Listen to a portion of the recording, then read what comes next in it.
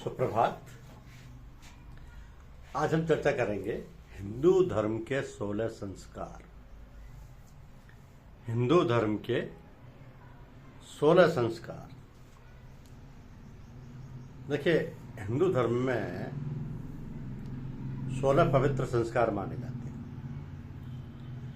जो जीवन के हर चरण को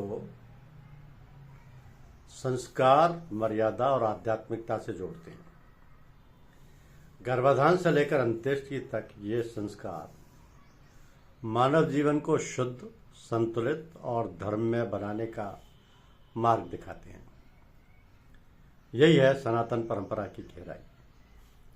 तो हिंदू धर्म के 16 संस्कारों में सर्वप्रथम आता है गर्भाधान, यानी संतान प्राप्ति हेतु जो जब गर्भ ठहर जाता है तो गर्भाधान संस्कार किया जाता है।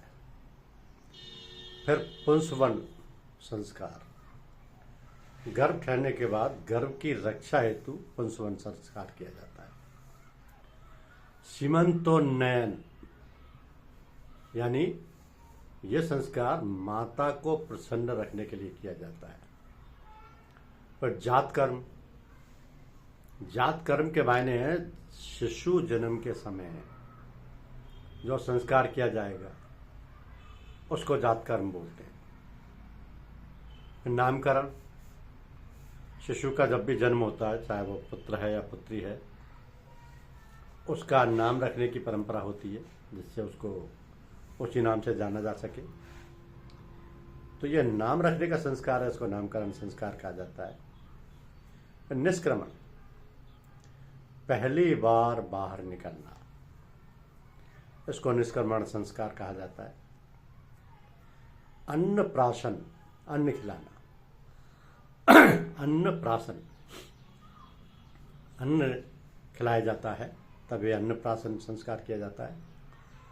चूड़ाकर्म यानी मुंडन संस्कार, जब बच्चे का प्रथम बार मुंडन संस्कार किया जाता है, उसके सर के पूरे बाल साफ कराए जाते हैं, उसको चूड़ाकर्म संस्कार बोला जाता है।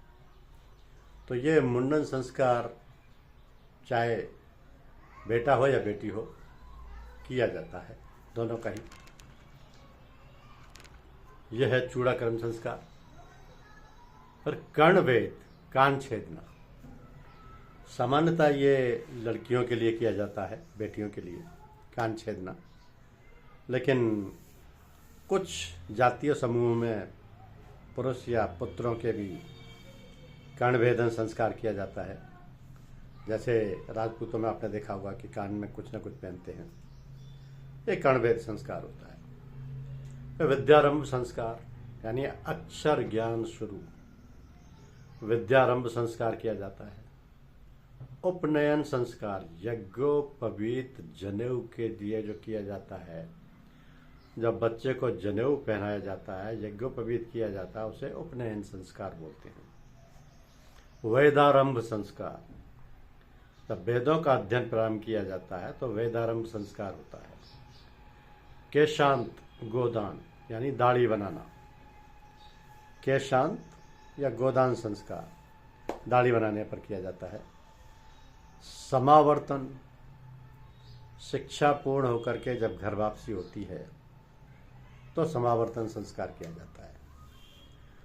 पहले परंपरा थी कि गुरुकुलों में रह करके बच्चा शिक्षा ग्रहण करता था, जब शिक्षा पूर्ण करके घर वापसी होती थी तो समावर्तन संस्कार किया जाता था।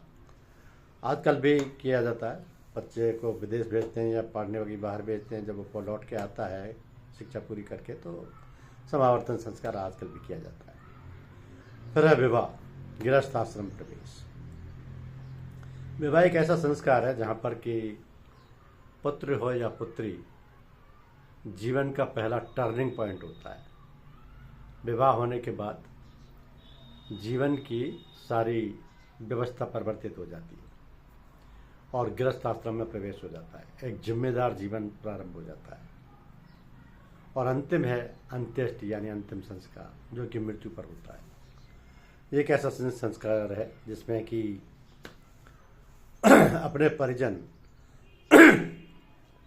खासतौर से पुत्र ही इस संस्कार को या अंत्येष्टि क्रिया को संपन्न करते हैं।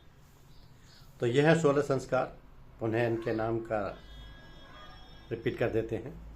गर्भाधान संस्कार, पंचवन संस्कार, सीमांतोन्नयन संस्कार, जातकर्म संस्कार, नामकरण संस्कार, निष्क्रमण संस्कार, अन्नप्राशन संस्कार, चूड़ाकर्म संस्कार, कर्णभेद संस्कार, विद्यारंभ संस्कार, उपनयन संस्कार, वेदारंभ संस्कार, केशांत या गोदान संस्कार, समावर्तन संस्कार, विवाह संस्कार और अंत्येष्टि संस्कार। तो ये हिंदू धर्म के 16 पवित्र संस्कार हैं। धन्यवाद।